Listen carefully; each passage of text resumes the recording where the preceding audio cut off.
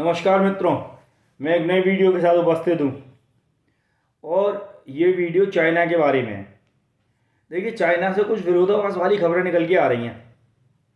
एक तो अभी एक डेटा आया है जिसमें ये दिखाया गया है लगातार 29वें महीने लगातार महीने दर महीने चाइना में डिफ्लेशन हुआ है। डिफ्लेशन हम उसको कहते हैं जब दाम बढ़ने की बजाय कम होने लग जाए।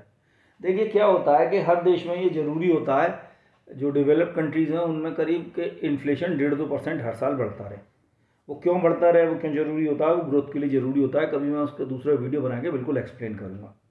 बुरी क्या चीज़ होती है, दूसरे नंबर की बुरी चीज़ होती है हाइपर इन्फ्लेशन, जो पिछले साल रूस यूक्रेन युद्ध की वजह से पूरे संसार में बढ़ गया था। एनर्जी प्राइसेस बढ़ गए थे, 10% पहुँच गया था, तेल के दाम बढ़ गए थे, सब चीज़ बढ़ गई थी। तो वो बुरा होता है, उससे ग्रोथ पे असर पड़ता है। और सब में बुरा होता है डिफ्लेशन, दाम कम होना चालू हो जाए। तो डिफ्लेशन होने की मेन वजह क्या होती है कि देखिए, दाम तब कम होते हैं जब डिमांड ना हो, कंज्यूमर खरीद ना रहा हो। और डिफ्लेशन हाइपर इन्फ्लेशन से बहुत ज़्यादा बेकार होता है। हाइपर इन्फ्लेशन में क्या होता है, देखो लोग बागों की परचेजिंग पावर एरोड हो जाती है। जैसे तनख्वाह है वो तो लैख से बढ़ेगी, मतलब थोड़े टाइम पे अब बढ़ेगी। इन्फ्लेशन एकदम बढ़ गया तो ख़रीदारी थोड़ी कम हो जाती है, सरकार को ब्याज दरें बढ़ानी पड़ती हैं, तो वो ग्रोथ पे असर पड़ता है, फिर वो ब्याज दरें कम हो जाती हैं। डिफ्लेशन का मतलब होता है कि दाम लगातार कम हो रहे हैं। और देखिए, कम दाम में क्या होता है, और ग्रोथ हो नहीं रही, ग्रोथ नहीं हो रही है, डिमांड नहीं है, इसलिए कम दाम हो रहे हैं। और डिमांड नहीं है इसीलिए इसका मतलब ग्रोथ नहीं हो रही। जब किसी बाजार के डिमांड कम हो जाएगी तो उसका प्रोडक्शन भी कम हो जाएगा। और आप देखिए, ये एक विशियस सर्कल होता है। जब प्रोडक्शन कम हुआ तो जो कंज्यूमर हैं वो आने वाले डिफ्लेशन के मतलब उसमें चिंता भी नहीं, अवसर, मतलब डिफ्लेशन को अवसर के रूप में देखते हुए कि आगे और डिफ्लेशन होगा, अपनी जो परचेज है उसको पोस्टपोन कर देते हैं, ख़रीदारी को आगे बढ़ा देती हैं। भाई, अगर आप कोई मकान खरीदने जाते हैं और आपको मालूम पड़ा है कि ये मकान आज 50 लाख का है, अगले साल 48 लाख का हो जाएगा, आप खरीदेंगे? किसी हालत में नहीं खरीदेंगे। हर आदमी इन्वेस्टमेंट करता है पैसा बढ़ाने को, और फिर आपको अगले साल ये लगे, फिर अगले साल कम होने 6 महीने में, फिर आप नहीं खरीदेंगे। तो क्या होता है, और ये नहीं खरीदना ही दाम कम करेगा। आप सोच रहे हैं कि दाम कम होंगे इसलिए नहीं खरीदूँ, आपका नहीं खरीदना ही दाम कम कर रहा है, क्योंकि डिमांड आ नहीं रही, सप्लाई बनी हुई है।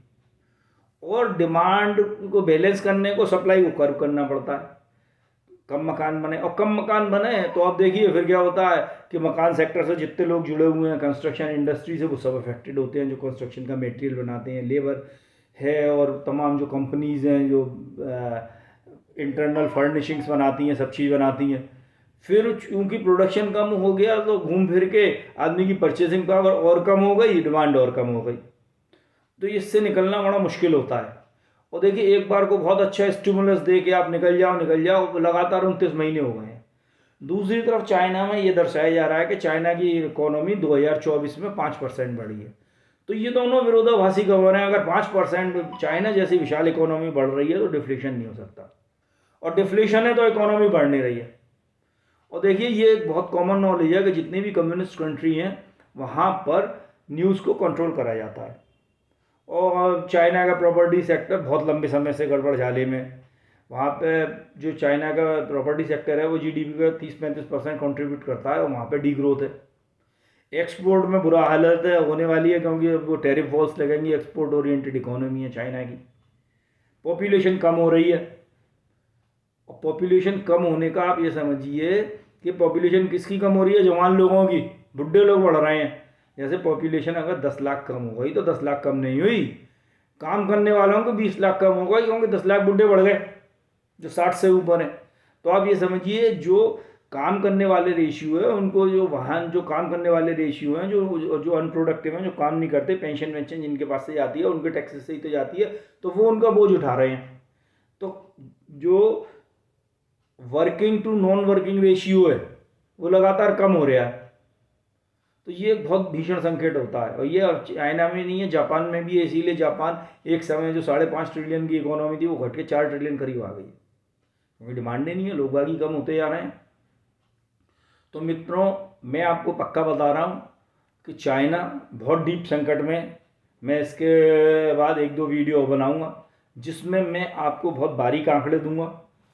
और आप देखिएगा ये चाइना का भी बहुत मतलब मेरे जो ओपिनियन है आने वाले सालों में अगर अच्छा रहा तो जापान जैसा हाल होगा, धीरे धीरे डिक्लाइन होता रहेगा। और आप नहीं तो देखिए इसका सोवियत संघ जैसा भी हाल हो सकता है कि ये कई हिस्सों में बढ़ जाए।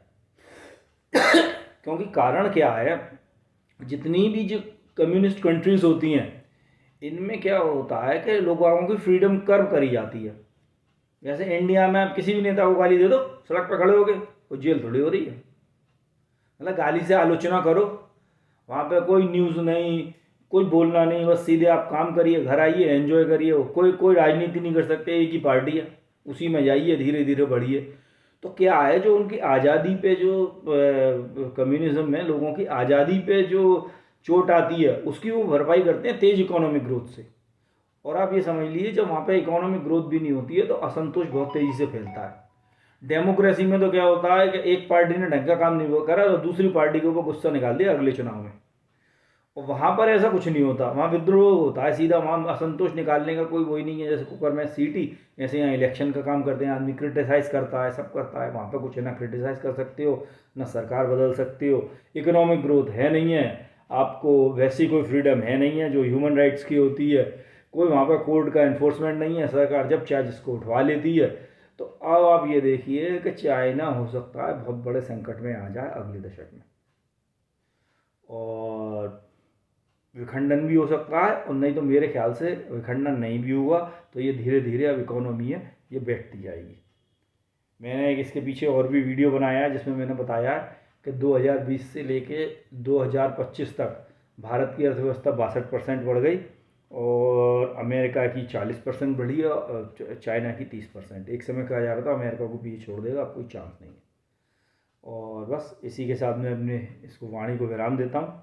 मेरा वीडियो अच्छा लगा हो तो इसको लाइक करिए, शेयर करिए, सब्सक्राइब करिए। धन्यवाद मित्रों।